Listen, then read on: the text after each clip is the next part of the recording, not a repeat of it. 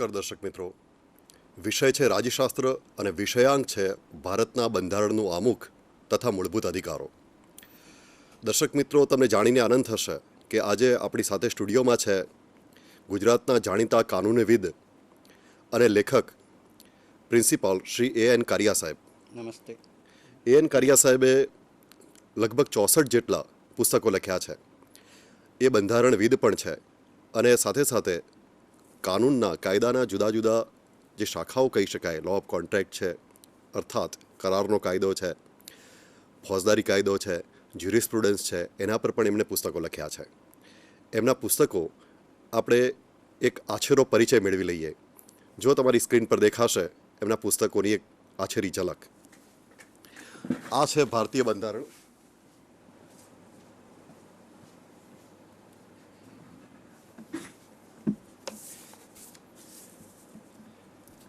એ પછી છે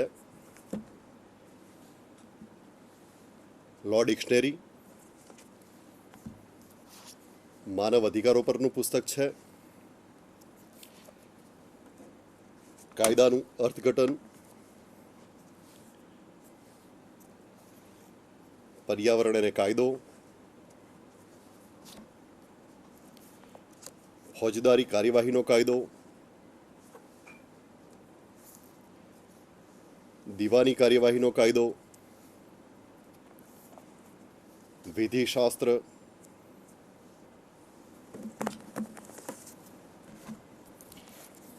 કૌટુંબિક કાયદાઓ,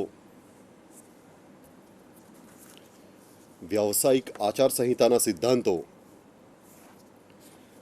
જમીન અંગેના કાયદાઓ, moot court, pre trial preparation અને ઇન્સાફી કાર્યવાહીમાં સહભાગિતા, હ્યુમન રાઇટ્સ, લીગલ લેંગ્વેજ અને law relating to the welfare and protection of woman and children. આટલા પુસ્તકો આપણે અત્યારે બતાવીએ છીએ, પ્રદર્શિત કરીએ છીએ. હકીકતમાં એમણે 64 જેટલા પુસ્તકો લખ્યા છે. આવા જાણીતા કાનૂનવિદ આપણી સાથે સ્ટુડિયોમાં છે. કારિયા સાહેબ આપણને આમુખ વિશે, આપણા બંધારણના અને મૂળભૂત અધિકારો વિશે આજે જાણકારી આપશે. માનનીય કારિયા સાહેબ. નમસ્તે શ્રોતા મિત્રો. આજે આપણે ભારતીય બંધારણના આમુખ અને મૂળભૂત અધિકારો વિશે પરિચય કેળવીશું. આમ સામાન્ય રીતે શું છે કે કોઈ પણ કાયદામાં એનું આમુખ અથવા બીજી રીતે કહીએ તો સ્ટેટમેન્ટ ઓફ ઓબ્જેક્શન રીઝન્સ આપવામાં આવે છે. ભારતીય બંધારણનું આમુખનું મહત્ત્વ શું છે એ સૌથી પહેલાં આપણે સમજવાનો પ્રયાસ કરીએ. આમ એવું કહેવાય છે કે બંધારણને સમજવાની ગુરુ ચાવી આમુખમાં રહેલી છે. એટલે જ્યારે બંધારણમાં સ્પષ્ટ જોગવાઈ હોય, બંધારણનો અર્થ આપણને ફલિત થતો હોય, ત્યારે બંધારણના આમુખ તરફ નજર નાખવાની જરૂર રહેતી નથી. પરંતુ જ્યારે બંધારણમાં કોઈ પણ પ્રકારની વિસંગતતા જોવા મળે, દ્વિઅર્થી સંભાષણ આપણને પ્રગટ થતું જોવા મળે, ત્યારે હંમેશા આપણે આમુખ તરફ નજર દોડાવવી જોઈએ. પહેલાં આમુખની એક ઝલક સાહેબ જોઈ લઈશું પહેલા. હા, ચોક્કસપણે આપ જરા બતાવો ને મુકેશભાઈ. જો આપણા ભારતના બંધારણનું આમુખ અને એના શબ્દો આ પ્રમાણે છે: અમે ભારતના લોકો ભારતને સાર્વભૌમ, સમાજવાદી, ધર્મનિરપેક્ષ, લોકશાહી, પ્રજાસત્તાક બનાવવા માટે તથા એના સૌ નાગરિકોને ન્યાય, સામાજિક, આર્થિક તેમજ રાજકીય પ્રકારનો સ્વાતંત્ર્ય, વિચાર, અભિવ્યક્તિ, માન્યતા, શ્રદ્ધા અને ઉપાસનાનું, સમાનતા, મોભાની અને તકની પ્રાપ્ય બનાવવા માટે તથા વ્યક્તિનું ગૌરવ અને રાષ્ટ્રની એકતા અને અખંડિતતા વધારે તેવી બંધુતા સ્થાપવા માટે દ્રઢ સંકલ્પિત થઈને આજ તારીખ 26મી નવેમ્બર 1949ના રોજ અમારી બંધારણ સભામાં આ બંધારણ અંગીકૃત, અધિનિયમિત કરી અમને પોતાને અર્પણ કરીએ છીએ. આ શબ્દો આપણા આમુખના છે. સરસ મુકેશભાઈ. હવે જરા ફરીથી એને જરા આપણે નજર નાખીએ તો પહેલેથી આપણે એને સમજવાનો પ્રયત્ન કરીએ. આમુખ. અમે ભારતના લોકો. ભારતના બંધારણ એક ઐતિહાસિક પરિપૃષ્ઠ છે કે ભારતનું બંધારણ ઘડતા આપણી બંધારણ સભાએ 2 વર્ષ, 11 મહિના અને 18 દિવસનો સમય લીધો હતો. અને આ આમુખ જ્યારે ઘડવામાં આવ્યું ત્યારે એના પણ 2 પાસાઓ છે. સૌથી પહેલાં બંધારણ સભાએ જે આમુખ સ્વીકાર્યું તે 26 નવેમ્બર 1949ના રોજ, અને બંધારણનો અમલ શરૂ થયો 26 જાન્યુઆરી 1950ના રોજ. તમે જુઓ કે આ બંધારણ ભારતના લોકોએ જ ઘડેલું છે એ પ્રકારની એમાં રજૂઆત કરવામાં આવી છે કે સૌથી પહેલાં શબ્દો છે કે અમે ભારતના લોકો, અમે આ ભારતને કેવું બનાવવા માગીએ છીએ, તો કે સૌથી પહેલાં સમાજવાદી. તમે જુઓ કે આ સમાજવાદી શબ્દ આપણે ત્યાં બંધારણમાં શરૂઆતમાં નહોતો, પરંતુ 1976માં બંધારણમાં 44માં સુધારાથી આ શબ્દ ઉમેરવામાં આવ્યો. એનો અર્થ એવો નથી કે આપણું બંધારણ પહેલેથી સમાજવાદી નહોતું. પહેલેથી જ આપણું બંધારણ સમાજવાદી નીતિને વરેલું છે. પ્રશ્ન એ થાય કે સમાજવાદી બંધારણ કોને કહેવાય?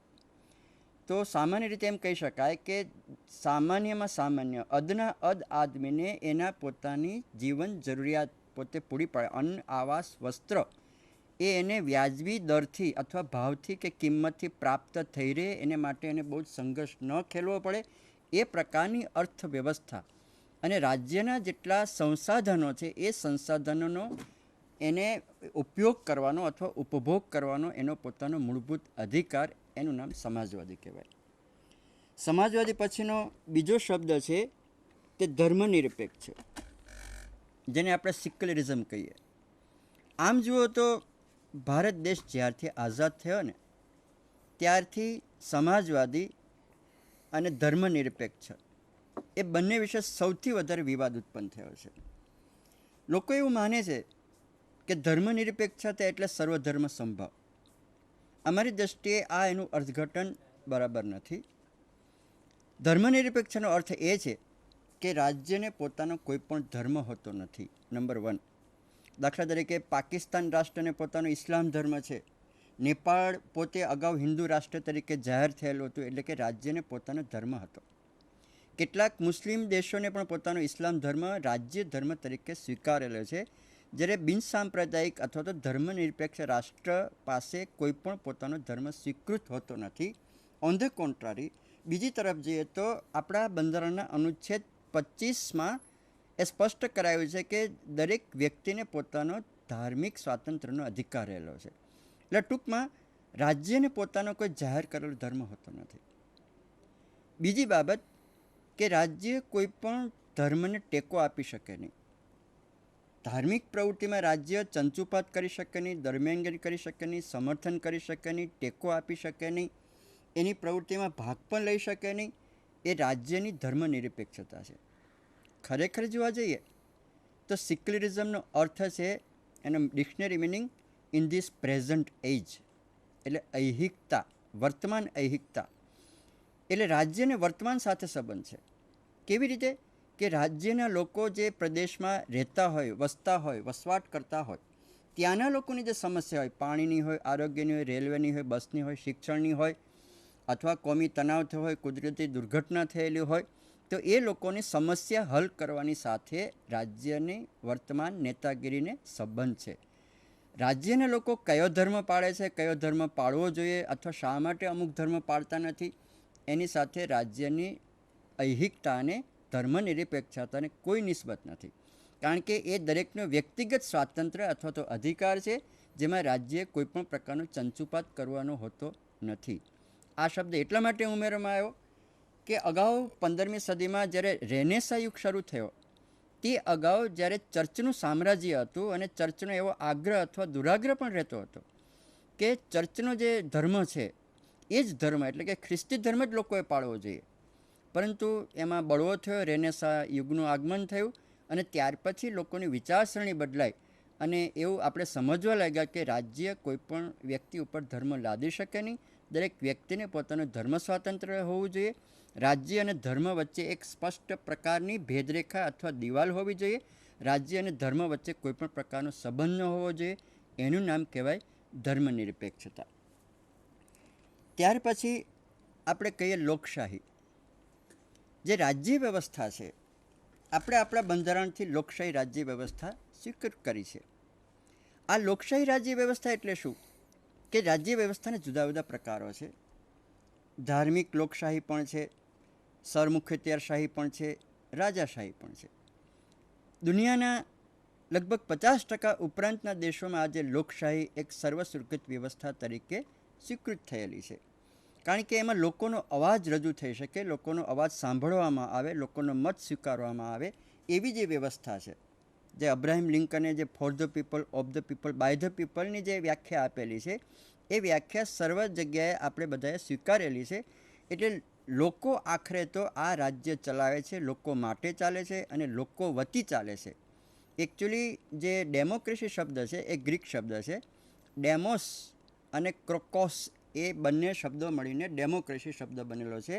એટલે ડેમોસ એટલે લોકો અને ક્રોકોસ એટલે સત્તા. એટલે લોકો દ્વારા, લોકો મારફત અને લોકો વડે ચલાવવામાં આવતી સત્તા અથવા રાજ્ય, એનું નામ લોકશાહી કહેવાય. ત્યાર પછીનો જે મુદ્દો છે પ્રજાસત્તાક. પ્રજાસત્તાક એટલે રિપબ્લિક, જેને અંગ્રેજીમાં કહીએ છીએ. તો પ્રજાસત્તાકનો મતલબ એવો છે કે આ રાજ્યમાં આખરી સત્તા પ્રજાની છે. આપણે ત્યાં લોકો સીધી રીતે રાજ્ય વહીવટમાં અથવા શાસનમાં ભાગ લઈ શકતા નથી, કારણ કે આપણે ત્યાં આડકતરી રીતે લોકોને આપણે આપણી વિધાનસભા, સંસદમાં, જિલ્લા પંચાયતમાં, રાજ્યની જુદી જુદી સંસ્થાકીયમાં પ્રતિનિધિત્વ આપણે મોકલતા હોઈએ છીએ. એટલે લોકો સીધો વહીવટી હસ્તક્ષેપ કરતા હોતા નથી, પરંતુ પોતાના પ્રતિનિધિ મારફત શાસન ચલાવે છે. પણ આખરી ઈચ્છા તો લોકોની હોય છે. લોકો સર્વોપરી છે અને પોતાને મતાધિકાર દ્વારા લોકો પોતાની ઈચ્છા પ્રગટ કરે છે. એટલે કે સમગ્ર શાસન લોકોનું છે, લોકોના હાથમાં છે અને લોકોનો આખરી અવાજ હંમેશા અસરકારક બનવો જોઈએ. એનું નામ છે પ્રજાસત્તાક. બીજા એક શબ્દની આપણે ચર્ચા કરવાની રહી ગઈ અને તે છે સાર્વભૌમ. સાર્વભૌમ બે પ્રકારનું છે. એક તો બાહ્ય સાર્વભૌમ અને આંતરિક સાર્વભૌમ. બાહ્ય સાર્વભૌમ એટલે કે કોઈપણ પ્રકારની વિદેશી સત્તાનું સંચાલન આપણા ઉપર હાવી થઈ શકતું નથી. જે કેટલાક વર્ષો સુધી આપણે બ્રિટિશ શાસનના ગુલામ તરીકે રહ્યા, એટલે કે આપણે પોતે સાર્વભૌમ નહોતા. બ્રિટિશ શાસનની આપણા ઉપરનો અંત આવ્યા પછી આપણે હવે સાર્વભૌમ થયા છીએ. કોઈપણ પ્રકારની વિદેશી સત્તા આપણા સંચાલનમાં હસ્તક્ષેપ અથવા દખલગીરી કરી શકે નહીં. એનું આપણું સાર્વભૌમ. આંતરિક સાર્વભૌમ એટલે કે રાજ્યના કાયદાઓનું પાલન કરાવવાની રાજ્યની શક્તિ, એનું નામ આંતરિક સાર્વભૌમત્વ છે. કે રાજ્ય જેટલા કાયદાઓ પ્રજાકીય કલ્યાણ માટે ઘડે છે એનું પાલન કરવાની જવાબદારી અથવા એની જે સેન્ક્શન છે, પાવર છે, એનું નામ આપણે આંતરિક સાર્વભૌમ તરીકે ઓળખી શકીએ. બંધારણમાં આમુખ જે છે એ સમગ્ર બંધારણના જે નીતિ નિયમો છે, એને જે આદર્શો છે, એનો પડઘો પાડે છે. આ રાજ્ય સૌથી પહેલાં કયું લક્ષ્ય સિદ્ધ કરવા માગે છે? એ પહેલાં વહેલું છે ન્યાય. અને તમે જોયું કે એમાં કાનૂની ન્યાયની વાત નથી, કારણ કે કાનૂની ન્યાય માટેની તો રાજ્યનું ન્યાયતંત્રની આખી વ્યવસ્થા ઊભી કરવામાં આવી છે. સામાજિક ન્યાય છે. આ સામાજિક ન્યાય શબ્દ એટલા માટે વાપરવામાં આવ્યો છે કે જ્યારે આપણું બંધારણ ઘડાતું હતું અથવા જ્યારે આપણે આઝાદ હજુ સુધી થયા નહોતા, ત્યારે આપણો સમગ્ર દેશ 4 વર્ગોમાં વિભાજિત થયેલો હતો: બ્રાહ્મણ, ક્ષત્રિય, વૈશ્ય અને શૂદ્ર. આ જાણીતી હકીકત છે. એટલે ઊંચ નીચના ભેદભાવ હતા. જ્ઞાતિવાદ, કોમવાદ સમગ્ર દેશમાં લોહીની માફક પ્રસરેલો હતો.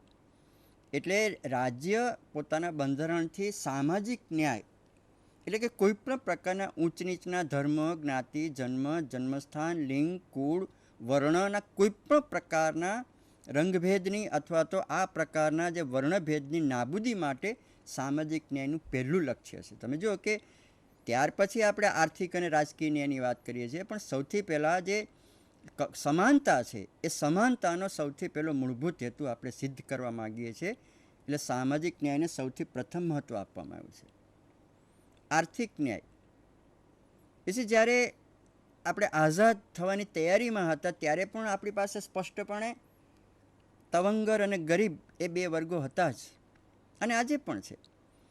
તમે જોઈશો કે આપણે ત્યાં આ બંધારણના ભાગ 3માં જે મૂળભૂત અધિકારોની વાત કરવામાં આવી છે, ત્યાર પછીના બંધારણના ભાગ 4માં રાજ્યનીતિના માર્ગદર્શક સિદ્ધાંતો વિશેની વિગતવાર જોગવાઈ કરવામાં આવી છે. આ રાજ્યનીતિના માર્ગદર્શક સિદ્ધાંતોમાં લોકોને આર્થિક ન્યાય માટેની વાત કરવામાં આવી છે.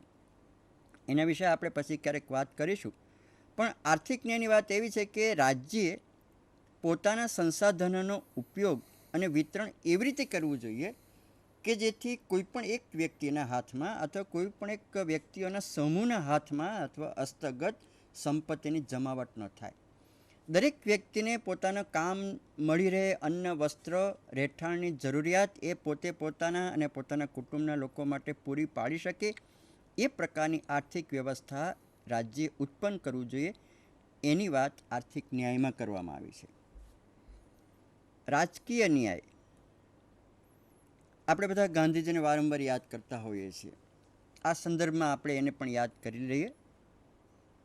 ગાંધીજીને જ્યારે આઝાદી સમયે પૂછવામાં આવ્યું ત્યારે એમણે એવું કહ્યું કે મને લીંબુ ઉછાળ જેટલો સમય માટે પણ જો રાષ્ટ્રપતિ અથવા તો રાષ્ટ્રનો વડો બનાવવામાં આવે તો હું એક હરિજન છોકરીને હું રાષ્ટ્રપતિ તરીકે નિમું. આનો મતલબ એવો છે કે જે પણ રાજકીય ઘટકો, અંગો અથવા તો સંસ્થા આપણા દેશમાં છે એમાં તમામ લોકોને કોઈ પણ જાતના ભેદભાવ વગર એ ઉંમરનો, લિંગનો, વર્ણનો, અર્થવ્યવસ્થાનો, કુળનો, નિવાસસ્થાનનો, પ્રદેશનો કોઈ પણ પ્રકારના ભેદભાવ છે દરેકને જે રાજકીય વ્યવસ્થા છે, લોકશાહીનો અર્થ જ એ છે કે હંમેશા નાનામાં નાનો માણસ, છેવાડાનો માણસ આપણી રાજકીય ઘટકોની જે પ્રક્રિયા, આઈ મીન જે ડિસિઝન મેકિંગ પ્રોસેસ છે, નીતિ ઘડતરની જે પ્રક્રિયા છે એમાં એનો અવાજ હોવો જોઈએ. એમાં કોઈ પણ પ્રકારનો ભેદભાવ કે આ હરિજન છે કે અથવા તો નીચા કુળનો છે અથવા તો એની આવક ઓછી છે અથવા અભ્યાસ ઓછો છે